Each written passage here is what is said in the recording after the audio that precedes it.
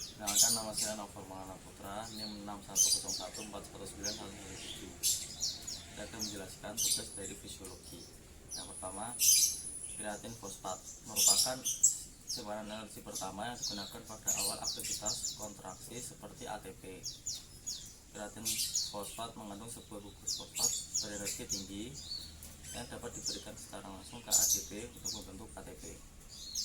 Reaksi ini yang dikatalis oleh enzim sel otot kreatin kinase bersifat reversibel. Energi dan fosfat dari ATP dapat dipindah kreatin untuk membentuk kreatin fosfat. Ketika cadangan energi bertambah pada otot yang beristirahat, peningkatan konsentrasi ATP cenderung menyebabkan pemindahan gugus fosfat berenergi tinggi ke kreatin fosfat. Sesuai dengan hukum aksi massa, sebagian besar energi di dalam otot tersimpan dalam bentuk kreatin fosfat atau C-word 2001. Jalur metabolisme kreatin tampak sederhana, namun sebenarnya pada sebagian besar jaringan mengalami kekurangan enzim yang diperlukan, sehingga mengharuskan pengangkutan antar jaringan melalui darah untuk memungkinkan seluruh kaskade reaksi untuk melanjutkan. Sebagian kreatin akan mengalami refosforilasi kembali menjadi kreatin fosfat, dan sebagian lagi akan mengalami degradasi menjadi kreatinin. Yang kedua yaitu glikolisis aerobik. Glikolisis aerobik adalah jalur glikolitik yang terjadi di sitolos dengan adanya oksigen. Bila dibandingkan dengan glikolisis anaerobik, jalur ini jauh lebih efisien dan menghasilkan lebih banyak ATP per molekul glukosa. Dalam glikolisis aerobik, produk akhir pirufat ditransfer ke mitokondria untuk melalui siklus asam sitrat. Oleh karena itu, produk akhir dari glikolisis aerobik adalah 34 molekul ATP, air, dan karbon dioksida. Yang ketiga yaitu glikolisis anaerobik. Glikolisis anaerobik terjadi di sitoplasma ketika sel kekurangan oksigen lingkungan atau tidak memiliki mitokondria.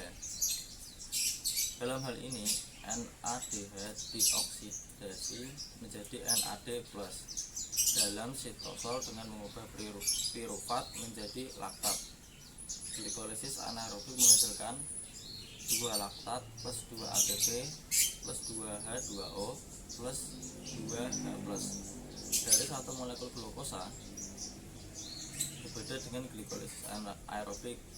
Glikolisis anaerobik menghasilkan laktat yang mengurangi pH dan menginaktivasi enzim. Sekian dari saya, terima kasih.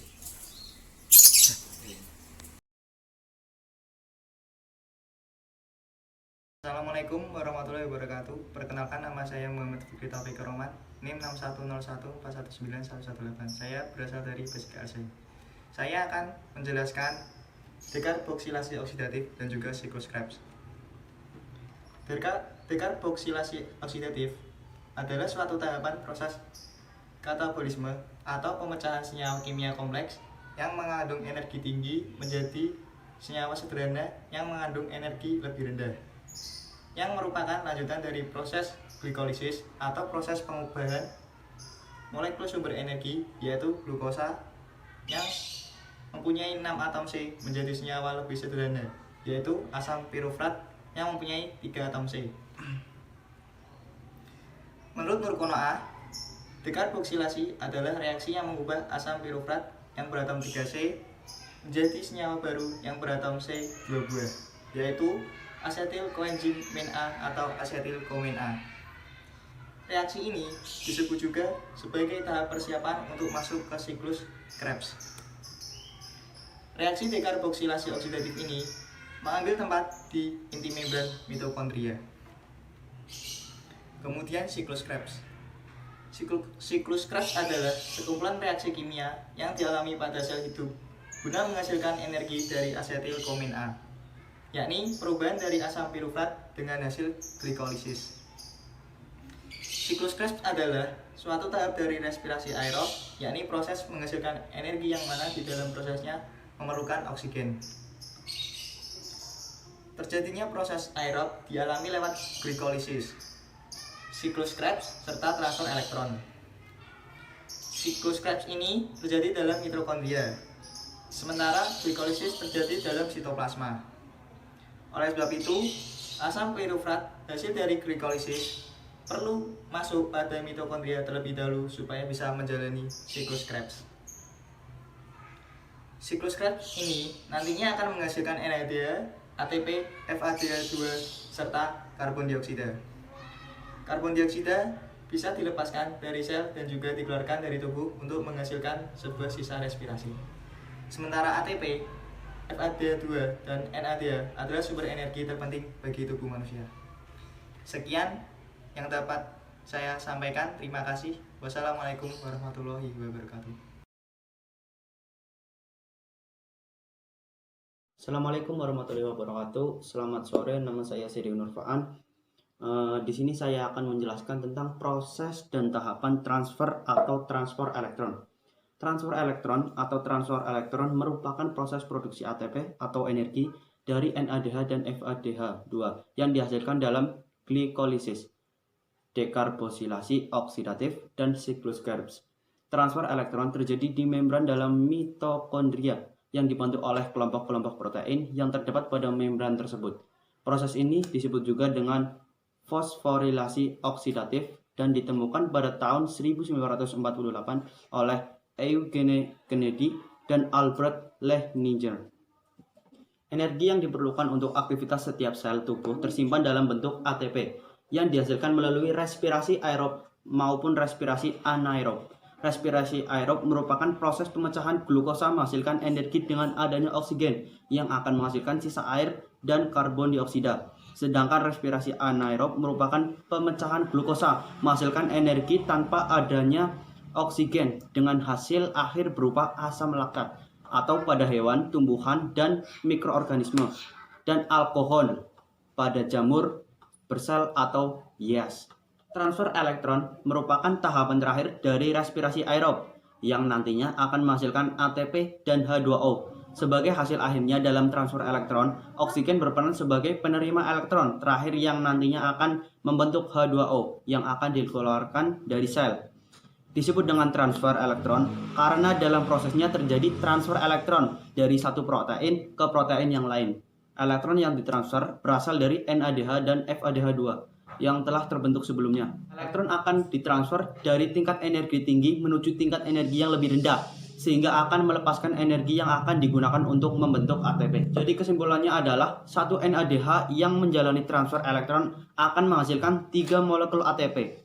Sedangkan satu molekul FADH2 yang menjalani transfer elektron akan menghasilkan 2 molekul ATP. Disinilah akhir dari respirasi aerob molekul glukosa.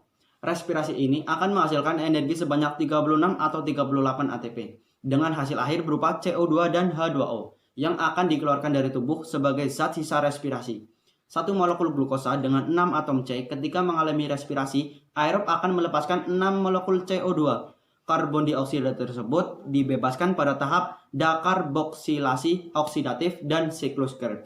Terima kasih dari saya. Apabila ada kesalahan atau kekurangan, saya mohon minta maaf. Sekian, wassalamualaikum warahmatullahi wabarakatuh.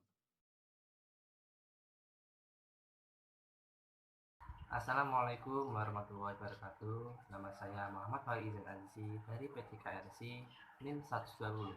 Saya akan membahas tentang proses pembentukan energi dari lemak dan protein. Pertama, lemak. Lemak adalah senyawa molekul besar dan terbentuk dari molekul yang lebih kecil melalui reaksi dehidratasi lemak disusun dari 2 jenis molekul yang lebih kecil, yaitu gliserol dan asam lemak. Proses lemak menjadi energi yang dinamakan ketosis. Ketosis adalah proses metabolisme yang normal. Saat tubuh Anda tidak memiliki persediaan karbohidrat yang cukup untuk dibakar sebagai energi bagi sel-sel, maka sebagai gantinya tubuh akan membakar cadangan lemak Anda. Kondisi inilah yang dimaksud dengan ketosis. Saat ketosis, tubuh akan membakar lemak sebagai energi. Hal ini dapat dimanfaatkan untuk menurunkan berat badan Anda. Selanjutnya, protein. Protein adalah senyawa organik kompleks berbobot molekul tinggi yang merupakan polimer dari monomer asam amino yang dihubungkan satu sama lain dengan ikatan peptida. Protein berperan penting dalam struktur dan fungsi semua sel makhluk hidup dan virus. Proses protein menjadi energi dinamakan reaksi katabolisme. Katabolisme adalah proses memecah molekul-molekul besar dan kompleks menjadi bentuk yang lebih sederhana. Bentuk sederhana ini kemudian akan menjadi bahan bakar untuk terjadinya reaksi anabolisme, yaitu molekul-molekul kecil dibangun menjadi molekul yang lebih besar. Protein dipecah menjadi asam amino. Asam amino ini bisa digunakan sebagai sumber energi ketika tubuh membutuhkannya. Asam amino juga bisa didaur ulang untuk membuat protein atau dioksidasi menjadi urea. Selain memecah protein, katabolisme juga bisa memecah glikogen menjadi glukosa. Energi yang dihasilkan dari proses-proses di atas disimpan sebagai molekul adenosin trifosfat atau ATP. Banyak aspek dari metabolisme sel, baik anabolisme maupun katabolisme, berkaitan erat dengan produksi dan konsumsi ATP sebagai sumber energi yang juga berperan sebagai bahan bakar dalam seluruh proses metabolisme.